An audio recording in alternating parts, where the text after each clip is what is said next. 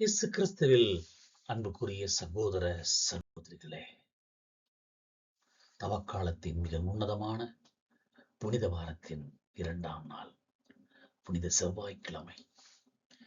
இந்த நாள் கடவுளின் தேர்ந்தெடுக்கப்பட்ட ஊழியரின் பணி மற்றும் துரோகத்தின் ஆழமான வழியை தியானிக்க இறைவார்த்தை நம்மை அழைக்கிறது. ஏசாயா தீர்க்கதரிசி 49, யோவான் 13 அதிகாரம்.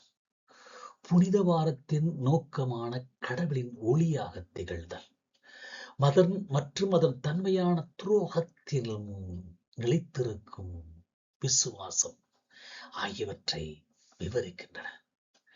கடவுளின் ஊழியரின் பணி என்ன? துரோகம் வெளிப்படும் போது இயேசுவின் அன்பு எப்படி இருந்தது என்ற கேள்விகளை இன்று நமக்குள்ளே எழுப்பி நாம் ஆழமாக இயேசுவின் அந்த கல்வாரி பயணத்தை நோக்கி பயணிப்போம். இந்த புனித வாரத்தின் இன்றைய நாளினுடைய நோக்கம் உலகிற்கு மீட்பு ஒளி. இஸ்ராயலை விட்டு உலக இனங்களுக்கு ஒளி தருதல். இறைவாக்கன ஏசாவின் 2ஆம் ஊழியனுடைய பாடல் இயேசுவின் ஊழியத்தின் பரந்த நோக்கத்தை எடுத்துரைக்கிறது. இயேசு புனித வாரத்தின் நாம் தியானிக்க வேண்டிய உன்னத நோக்கமாகும். இதுவே ஆண்டவரால் அழைக்கப்பட்டவர் இயேசு. இந்த ஊழியன் தாய் வயிற்றில் இருந்த போதே ஆண்டவர் என்னை அழைத்தார் என்று கூறுகிறார். இயேசுவின் பணி மனித தேர்வில்லை, அது கடவுளின் முடிவில்லாத திட்டம். அவருடைய நாவு கூர்மையான வாள் போலவும் வாய் கூர்மையான அம்பு போலவும் உருவாக்கப்பட்டது. இது அவருடைய வார்த்தை நீதியையும் உண்மையும் வெட்டுகிறது என்பதை கடவுளுடைய வார்த்தை தெள்ளத் தெளிவாக காட்டுகிறது. இந்த ஊழியன் முதலில் இஸ்ராயல் மக்களை அவருடைய கூட்டிச் சேர்ப்பதற்கு அனுப்பப்படுகிறார். ஆனால் இது போதாது என்று ஆண்டவர் கூறுகிறார்.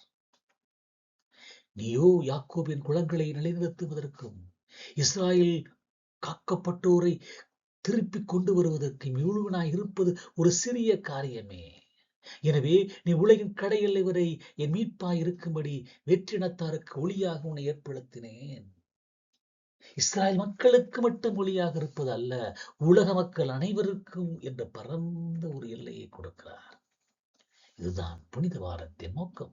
நம்முடைய நோக்கம் இயேசுவை உலகிற்கான ஒளியாக மீட்பராக ஏற்றுக்கொள்வது.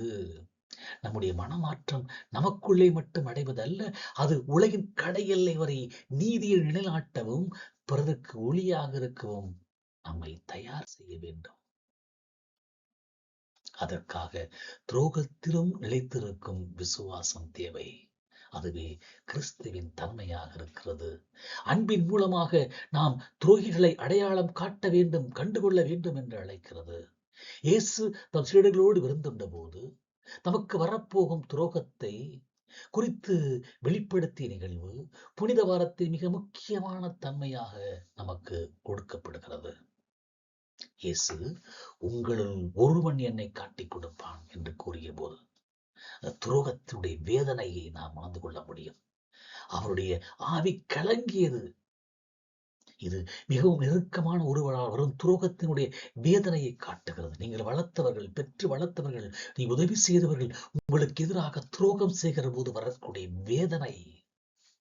இயேசுவின் பாடுகள் உடல் ரீதியானது மட்டுமல்ல, உளவில் ரீதியான வழிகளும் துரோகங்களும் நிறைந்தவை. நம்முடைய வாழ்க்கையிலும் உடலாலும் உள்ளத்தாலும் துரோகங்களை அதிகமாகவே நாம் சுமந்து கொண்டிருக்கிறோம் என்பது இன்றைய காலத்தின் யதார்த்தமான உண்மை. இயேசு துரோகியாகிய யூதாசை அடையாளம் காட்டினார். அப்பத்தை நினைத்து கொடுப்பதன் மூலம் அடையாளம் காட்டினார். ஆனால் அது யூதாசை காப்பாற்ற இயேசு செய்த கடைசி அன்பான முயற்சி. அன்பு காட்டப்பட்ட போதும் யூதாஸ் இருளை தேர்ந்தெடுத்தான். இன்றும் அன்பும் காட்டப்பட்ட போதும் பலர் இருளையே தேர்ந்தெடுக்கிறார்கள். பேதுரு உம்மோடு என் உயிரையும் உமக்காக என் உயிரையும் கொடுப்பேன் என்று ஆணவத்தோடு கூறினார். இயேசுவோ அவருடைய ஆணவத்தை மறுத்து அவர் 3 முறை இயேசுவை மறுதளிப்பார் என்று கூறுகிறார். நம்முடைய தவக்கால தன்மை துரோகத்தின் வேதனையை தாங்கிக் கொள்ள இயேசுவிடம் விசுவாசம் கேட்பதுதான். நாம் ஆணவத்துடனும் சுய நம்பிக்கையுடன் இல்லாமல் நம்முடைய பலவீனங்களை அறிந்து கடவுளை மட்டுமே நம்புவது. இங்கே இறையியல் பார்வை என்ன? சுயநலமும் ஒளியின் பணிவும். அதிகாரத்தின் உள்ளவருடைய துரோகத்தை சந்திக்கிற போது இயேசுவோடு இணைந்து நாம் பலம் பெறுதல். ஏசாயாவின் ஒளியின் ஊழியனும் யூதாஸின் துரோகமும் நமது பொது வாழ்வில் நேரடியாக பொருந்துகின்றன. யூதாஸ் தன் பண ஆசைக்காகவும் சுயநலத்திற்காகவும் இயேசுவுக்கு துரோகம் செய்தான். இன்றைய பொது வாழ்வில் மக்கள் மத்தியில் நீதியை பேசும் தலைவர்கள் அல்லது பொது பணியாளர்கள் தங்கள் அதிகாரத்திற்காகவும் சுய ஆதாயத்திற்காகவும் மக்களுக்கு துரோகம் செய்கிறார்கள் என்பது நமக்கு தெரியாததா?